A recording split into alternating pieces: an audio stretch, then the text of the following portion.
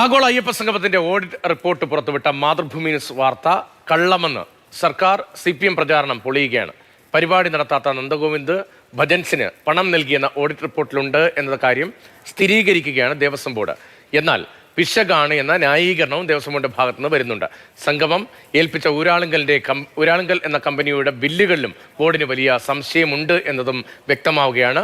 മുഖ്യമന്ത്രിക്ക് 1 ലക്ഷം രൂപയ്ക്ക് കട്ടിൽ വാങ്ങിയത്, അതിനുള്ള ആകെ ചെലവ് മറച്ചു വെച്ചുകൊണ്ടാണ് ഈ കണക്കുകളൊക്കെ പുറത്തേക്ക് വരുന്നത്. ആഗോള അയ്യപ്പ സംഗമത്തിന്റെ കണക്ക് പരിശോധിക്കാൻ തിരുവിതാംകൂർ ദേവസ്വം ബോർഡ് നിയോഗിച്ച വിജയൻ ആൻഡ് അസോസിയേറ്റ്സിന്റെ ഓഡിറ്റ് റിപ്പോർട്ടാണ് സ്പെഷ്യൽ കമ്മീഷണർ ഹൈക്കോടതിയിൽ നൽകിയത്.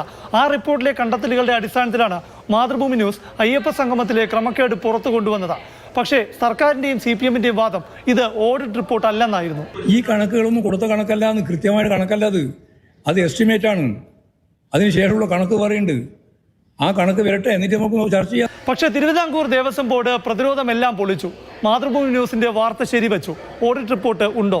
പുറത്തിറക്കിയ വാർത്താക്കുറിപ്പിലെ തലക്കെട്ട് തന്നെ ഇതാണ്: അയ്യപ്പ സംഗമത്തിലെ ഓഡിറ്റ് റിപ്പോർട്ടുമായി ബന്ധപ്പെട്ട വിശദീകരണം എന്നാണ്. നന്ദഗോവിന്ദ് ഭജൻസ് 8 ലക്ഷം രൂപ നൽകിയെന്ന് ഓഡിറ്റ് റിപ്പോർട്ടിൽ ഉണ്ടെന്നായിരുന്നു നമ്മുടെ വാർത്ത.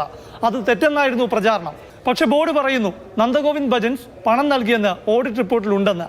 ഇത് ഓഡിറ്റ് റിപ്പോർട്ടിലെ പിശകെന്നും ദേവസ്വം ബോർഡ് ന്യായീകരിക്കുകയാണ്. അതായത് ഓഡിറ്റ് റിപ്പോർട്ടിൽ ഇങ്ങനൊരു പരാമർശം ഇല്ലെന്നല്ല.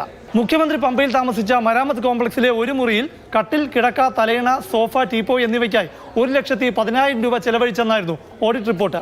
അത് മറയ്ക്കാൻ പെടാപ്പാടിലാണ് ദേവസ്വം ബോർഡ്. ദേവസ്വം ബോർഡ് മരാമത്ത് കോംപ്ലക്സ് നവീകരണത്തിനായി ആകെ വകയിരുത്തിയ 3,83,439 രൂപ ചെലവഴിച്ചെന്ന കണക്ക് പറഞ്ഞാണ് പ്രതിരോധം. ഓഡിറ്റിൽ മുഖ്യമന്ത്രി താമസിച്ച മുറിയെക്കുറിച്ച് പറയുന്നില്ലെന്ന വാദമാണ്. ഒരു മുറിക്കായി ചെലവഴിച്ച ഓഡിറ്റ് റിപ്പോർട്ടിലെ കണക്കിനെ കുറിച്ച് ദേവസ്വം ബോർഡിന് മൗനമാണ്.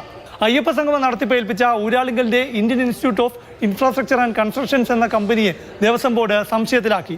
IIIC നൽകിയ ബില്ലുകളുടെ ആധികാരികതയിലും സുതാര്യതയിലും വിശദീകരണത്തിൽ ദേവസ്വം ബോർഡിന് തന്നെ സംശയമുണ്ട്. അതിനാൽ പരിശോധിക്കുമെന്ന് വ്യക്തമാക്കുന്നു. മാത്രമല്ല, ഏജൻസി സമർപ്പിച്ച എസ്റ്റിമേറ്റും ഇൻവോയ്സും ബില്ലുകളുമാണ് ഓഡിറ്റർക്ക് നൽകിയത്.